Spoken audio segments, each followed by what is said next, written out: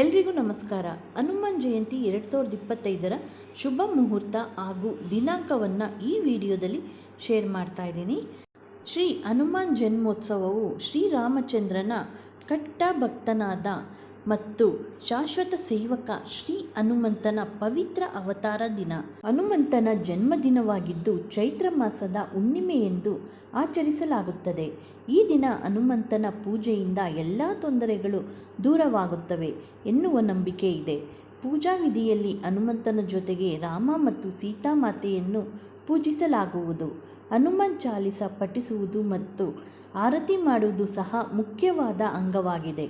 ಹನುಮಾನ್ ಜಯಂತಿ ಶ್ರೀರಾಮನ ಕಟ್ಟ ಭಕ್ತನಾದ ಭಗವಾನ್ ಆಂಜನೇಯ ಸ್ವಾಮಿಯ ಜನ್ಮದಿನವನ್ನು ಆಚರಿಸುವ ಹಬ್ಬವಾಗಿದ್ದು, ದೇಶಾದ್ಯಂತ ಹನುಮ ಜಯಂತಿಯನ್ನು ಅತ್ಯಂತ ವಿಜೃಂಭಣೆಯಿಂದ ಆಚರಿಸಲಾಗುವುದು. ಈ ದಿನ ಬಜರಂಗಬಲಿ ಹನುಮನನ್ನು ಪೂಜಿಸುವುದರಿಂದ ವ್ಯಕ್ತಿಯ ಎಲ್ಲ ತೊಂದರೆಗಳು ದೂರವಾಗುತ್ತವೆ, ಅಲ್ಲದೆ ವ್ಯಕ್ತಿಯ ಎಲ್ಲ ಆಸೆಗಳು ಈಡೇರುತ್ತವೆ ಎನ್ನುವ ನಂಬಿಕೆ ಇದೆ. ಹನುಮ ಜಯಂತಿ ಪೂಜಾ ವಿಧಿ ಹೀಗಿದೆ.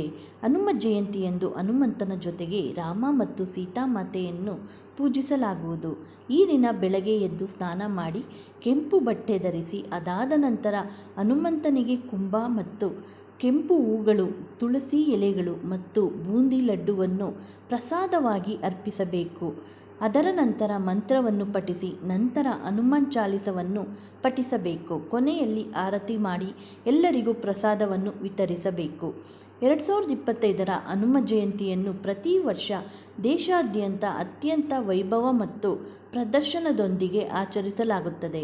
ಬಾಲ್ಯದಲ್ಲಿ ಸೂರ್ಯನನ್ನು ನುಂಗಲು ಪ್ರಯತ್ನಿಸಿದ, ತನ್ನ ಕೈಗಳ ಮೇಲೆ ಪರ್ವತವನ್ನು ಎತ್ತಿದ ಮತ್ತು ರಾವಣನ ಇಡೀ ಲಂಕೆಯನ್ನು ತನ್ನ ಬಾಲದಿಂದ ಸುಟ್ಟು ಹಾಕಿದ ಹನುಮಾನ್ ಹಿಂದೂ ಧರ್ಮದ ಅತ್ಯಂತ ಪೂಜ್ಯ ದೇವರುಗಳಲ್ಲಿ ಒಬ್ಬನೆಂದು ಪರಿಗಣಿಸಲ್ಪಟ್ಟಿದೆ. ಹನುಮಾನ್ ಜಯಂತಿ 2025ರ ಕಥೆ ಹೀಗಿದೆ. ವಾಯುವಿನ ಮಗ ಎಂದು ಕರೆಯಲ್ಪಡುವ ಅಂದರೆ ಭಗವಾನ್ ಹನುಮಂತ ಹಿಂದೂ ಪುರಾಣಗಳಲ್ಲಿ ಕೇಂದ್ರ ವ್ಯಕ್ತಿ. ರಾಮಾಯಣ ಮಹಾಕಾವ್ಯದಲ್ಲಿ ಅವರ ಕಥೆಗಳು ಪ್ರಮುಖವಾಗಿ ಕಂಡುಬರುತ್ತವೆ. ಅಲ್ಲಿ ಅವರು ರಾಮನ ಭಕ್ತನಾಗಿ ಪ್ರಮುಖ ಪಾತ್ರ ವಹಿಸುತ್ತಾರೆ, ಸೀತೆಯನ್ನು ರಕ್ಷಿಸಲು ಸಹಾಯ ಮಾಡುತ್ತಾರೆ ಮತ್ತು ರಾಕ್ಷಸ ರಾಜ ರಾವಣನ ಮೇಲೆ ವಿಜಯ ಸಾಧಿಸಲು ಕೊಡುಗೆ ನೀಡುತ್ತಾರೆ. ವಾಯುಪುತ್ರ ಅಥವಾ ಪವನಪುತ್ರ ಎಂದು ಕರೆಯಲ್ಪಡುವ ವೀರ ಹನುಮನನ್ನು ಬಜರಂಗಬಲಿ, ಪವನಪುತ್ರ ಹನುಮಾನ್, ಅಂಜನಿ ಸುತ, ಜಾನಕಿ ಪ್ರಿಯ, ರಾಮಭಕ್ತ, ಲಕ್ಷ್ಮಣ ಪ್ರಾಣದಾತ ಮುಂತಾದ ಹಲವು ಹೆಸರುಗಳಿಂದ ಕರೆಯಲಾಗುವುದು. ಹೀಗಾಗಿ ಅವನ ಭಕ್ತರು ಅವನನ್ನು ವಿವಿಧ ಹೆಸರುಗಳಿಂದ ಕರೆಯುತ್ತಾರೆ. ಹನುಮಾನ್ಜಿ ಶಕ್ತಿ ಮತ್ತು ಬುದ್ಧಿವಂತಿಕೆಯ ದೇವರು. ಹನುಮಂತ ಕೇವಲ ದೈಹಿಕ ಶಕ್ತಿಯ ಸಂಕೇತವಲ್ಲ, ಬದಲಾಗಿ ಆಧ್ಯಾತ್ಮಿಕ ಭಕ್ತಿಯ ಸಂಕೇತವೂ ಹೌದು. ರಾಮನ ಮೇಲಿನ ಅವನ ಆಳವಾದ ಪ್ರೀತಿಯನ್ನು ದೇವರೊಂದಿಗೆ ಆದರ್ಶ ಭಕ್ತನ ಸಂಬಂಧದ ಉದಾಹರಣೆ ಎಂದು ಪರಿಗಣಿಸಲಾಗುತ್ತದೆ. ಅವನನ್ನು ಧೈರ್ಯ, ಬುದ್ಧಿವಂತಿಕೆ, ನಿಸ್ವಾರ್ಥತೆ ಮತ್ತು ನಿಷ್ಠೆಯ ಸಾಕಾರ ರೂಪವಾಗಿ ನೋಡಲಾಗುವುದು. ರಾಮನವಮಿ ಹಬ್ಬದ ನಂತರ ಪವಿತ್ರ ಹನುಮ ಜಯಂತಿಯು ಪೂರ್ಣ ವೈಭವದಿಂದ ಬರುವುದು. ಹೌದು, ಎಲ್ಲರೂ ತುಂಬ ಪೂಜಿಸುವ ಹನುಮಂತನ ಜನ್ಮದಿನ ಅವರು ಮಹಾನ್ ಭಾರತೀಯ ಮಹಾಕಾವ್ಯ ರಾಮಾಯಣದ ಅತ್ಯುತ್ತಮ ನಾಯಕರಲ್ಲಿ ಒಬ್ಬರು ಎಂದು ತಿಳಿದು ಬಂದಿದೆ. ಹಿಂದೂಗಳು ವಿಶೇಷವಾಗಿ ಹನುಮಂತನ ಪ್ರೀತಿಯ ಭಕ್ತರು. ಈ ಸಂದರ್ಭವನ್ನು ಅಪಾರ ಭಕ್ತಿ ಮತ್ತು ಉತ್ಸಾಹದಿಂದ ಆಚರಿಸುತ್ತಾರೆ. ಹನುಮಾನ್ ಜಯಂತಿಯ ಹಬ್ಬದಂದು ಹನುಮನ ವೈವಿಧ್ಯಮಯ ಮುಖಗಳನ್ನು ಸ್ಮರಿಸಲಾಗುವುದು ಮತ್ತು ಪೂಜಿಸಲಾಗುತ್ತದೆ.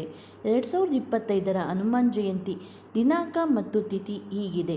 ಹನುಮಾನ್ ಜಯಂತಿಯನ್ನು ಚೈತ್ರ ಮಾಸದಲ್ಲಿ ಆಚರಿಸಲಾಗುವುದು.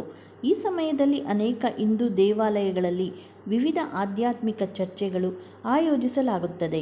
ಹನುಮಾನ್ ಜಯಂತಿ ಏಪ್ರಿಲ್ 12, 2025ರಂದು ಶನಿವಾರ ಆಚರಿಸಲಾಗುವುದು. ಪೂರ್ಣಿಮಾ ತಿಥಿ ಆರಂಭ ಏಪ್ರಿಲ್ 12, 2025ರಂದು ಬೆಳಿಗ್ಗೆ 3:21ಕ್ಕೆ. ಪೂರ್ಣಿಮಾ ತಿಥಿ ಮುಕ್ತಾಯ ಏಪ್ರಿಲ್ 13ರಂದು 2025ರಂದು ಬೆಳಿಗ್ಗೆ 5:51ಕ್ಕೆ. ಹನುಮಂತನ ದಂತಕಥೆ ಹೀಗಿದೆ. ಹನುಮಂತನು ಬಾಲ್ಯದಲ್ಲಿ ಪ್ರದರ್ಶಿಸಿದ ಚೇಷ್ಟೆಯ ಸ್ವಭಾವವನ್ನು ಅನೇಕ ಜನರು ನೆನಪಿಸಿಕೊಳ್ಳುತ್ತಾರೆ. ಒಂದು ಕಥೆಯ ಪ್ರಕಾರ ಅವನು ಪರ್ವತಗಳನ್ನು ದಾಟಿ ಸೂರ್ಯನನ್ನು ತಿನ್ನಲು ಆಕಾಶಕ್ಕೆ ಏರಿ ಅದು ಒಂದು ಹಣ್ಣು ಎಂದು ಭಾವಿಸಿದನು. ದುಷ್ಟ ಗ್ರಹವಾದ ರಾಹು ಗ್ರಹವನ್ನು ರೂಪಿಸಲು ಸೂರ್ಯನ ಕಡೆಗೆ ಹೋಗುತ್ತಿದ್ದಾಗ ಹನುಮಂತನನ್ನು ನೋಡಿದನು. ಹನುಮಂತನನ್ನು ತಡೆಯಲು ಅವನು ಪ್ರಯತ್ನಿಸಿದನು, ಆದರೆ ಹನುಮಂತನು ಅವನಿಗಿಂತ ಬಲಿಷ್ಠನಾಗಿದ್ದು ಕಾರಣ ವಿಫಲನಾದನು. ಸಹಾಯಕ್ಕಾಗಿ ರಾಹು ದೇವತೆಗಳ ರಾಜನಾದ ಇಂದ್ರನನ್ನು ಸಂಪರ್ಕಿಸಿದನು. ಈ ವಿಷಯವನ್ನು ಪರಿಹರಿಸಲು ಇಂದ್ರದೇವನು ತನ್ನ ವಜ್ರ ಆಯುಧವನ್ನು ಎಸೆದನು. ಅದು ಹನುಮಂತನಿಗೆ ತಗುಲಿತು. ನಂತರ ಅವನು ಮೂರ್ಛೆ ಹೋದನು. ತನ್ನ ಮಗ ನೆಲದ ಮೇಲೆ ಪ್ರಜ್ಞಾಹೀನನಾಗಿರುವುದನ್ನು ತಿಳಿದು ವಾಯುದೇವನು ಕೋಪಗೊಂಡು ಭೂಮಿಯ ಮೇಲೆ ಜೀವನವನ್ನು ಕಷ್ಟಕರವಾಗಿಸಿದನು. ಶೀಘ್ರದಲ್ಲೇ ದೇವರುಗಳು ತಮ್ಮ ತಪ್ಪನ್ನು ಅರಿತುಕೊಂಡರು ಮತ್ತು ಹನುಮಂತನನ್ನು ಮತ್ತೆ ಜೀವಂತಗೊಳಿಸಿದರು. ನಂತರ ಅವನಿಗೆ ಬಹು ವರಗಳನ್ನು ನೀಡಲಾಯಿತು. ಹನುಮಂತನ ಬಗ್ಗೆ ಕಥೆಗಳು ಮತ್ತು ಸಂಗತಿಗಳು, ಅವರು ಹೇಗೆ ಬದುಕಿದರು ಎಂಬುದನ್ನು ಹಲವಾರು ವೀರರ ಕಥೆಗಳು ಸಾಕ್ಷಿಯಾಗಿವೆ ಮತ್ತು ಈ ಕಥೆಗಳನ್ನು ಇಂದಿಗೂ ನೆನಪಿಸಿಕೊಳ್ಳಲಾಗುವುದು. ವಿಶೇಷವಾಗಿ ಹನುಮಾನ್ ಜಯಂತಿಯ ಸಿದ್ಧತೆಗಳ ಸಮಯದಲ್ಲಿ ಈ ಕಥೆಗಳು ನೆನಪಾಗುವುದು. ಎಲ್ಲರಿಗೂ ಹನುಮ ಜಯಂತಿಯ ಶುಭಾಶಯಗಳು. ಈ ಮಾಹಿತಿ ಏನಾದರೂ ನಿಮಗೆ ಉಪಯುಕ್ತವಾದರೆ ಲೈಕ್ ಮಾಡಿ, ಹಾಗೆ ಎಲ್ಲರಿಗೂ ಶೇರ್ ಮಾಡಿ. ಮತ್ತಷ್ಟು ವಿಡಿಯೋಗಳಿಗೆ ನಮ್ಮ ಚಾನಲನ್ನು ಸಬ್ಸ್ಕ್ರೈಬ್ ಮಾಡಿಕೊಳ್ಳಿ. ಮತ್ತೆ ಸಿಗೋಣ ಇನ್ನೊಂದು ವಿಡಿಯೋದೊಂದಿಗೆ. ಎಲ್ಲರಿಗೂ ಧನ್ಯವಾದಗಳು.